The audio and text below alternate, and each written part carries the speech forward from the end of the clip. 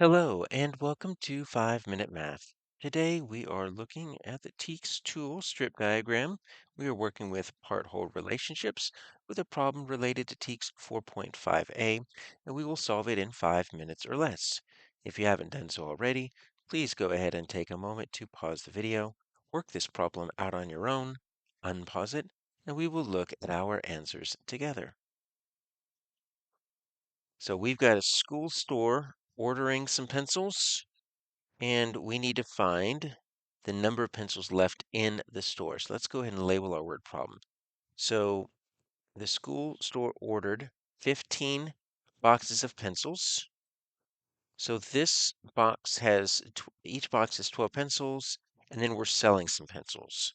So it looks like we actually have total, but the total is going to be kind of a two-step total. Because look what's happening. We're just ordering the pencils, and then we're selling some pencils, right? So my total is not given to us. I'm going to put right here, this is my total. Because look, we're just ordering the pencils and we're selling the pencils. But instead of saying you bought 200 pencils, they give you equal groups. So we have to kind of put equal groups up here. I'm going to have to do a little bit of work to figure out what my total is. How many pencils did I really start with? Then I'm going to sell 37. Okay, so this is a part. And then I need to find P, the number of pencils left in the store. This is another part. So once I can find my total, I'm going to have one part be how much is sold, and then one part be how much is left.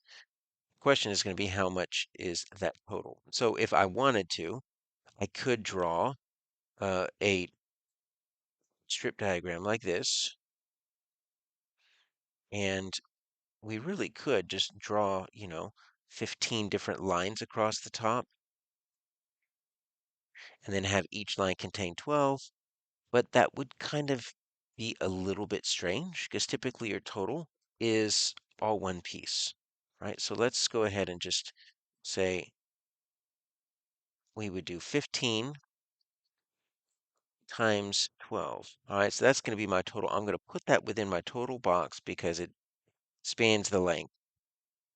And now I've got my parts. Okay, so 37, I don't think that's going to be very much. I'm going to make that a smaller box for my part. And then P is going to be whatever's left over. Now, it's 15 times 12 is bugging me a little bit, so let's go ahead and just do the multiplication there. All right, so 5 times 2 is 10, times 1 is 2, add that 1 is 3, so basically 15 times 2 is 30. And add a 0 because I'm starting here in the tens place. 1 times 5 is 5. I want to make sure that's in the tens place, and then 1 times 1 is 1. All right, so I have 180. So I can either put it right there, or if you want, you can just put 180. There's a few different ways you can do that. Now, our question is not asking us for strip diagram. It's instead asking us for a set of equations to find P. Well, how would I find P? Well, what I could do is I can say 37 plus P equals 15 times 2, or 15 times 12.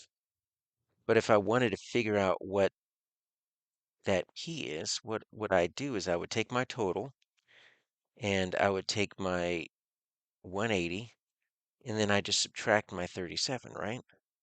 So this would work.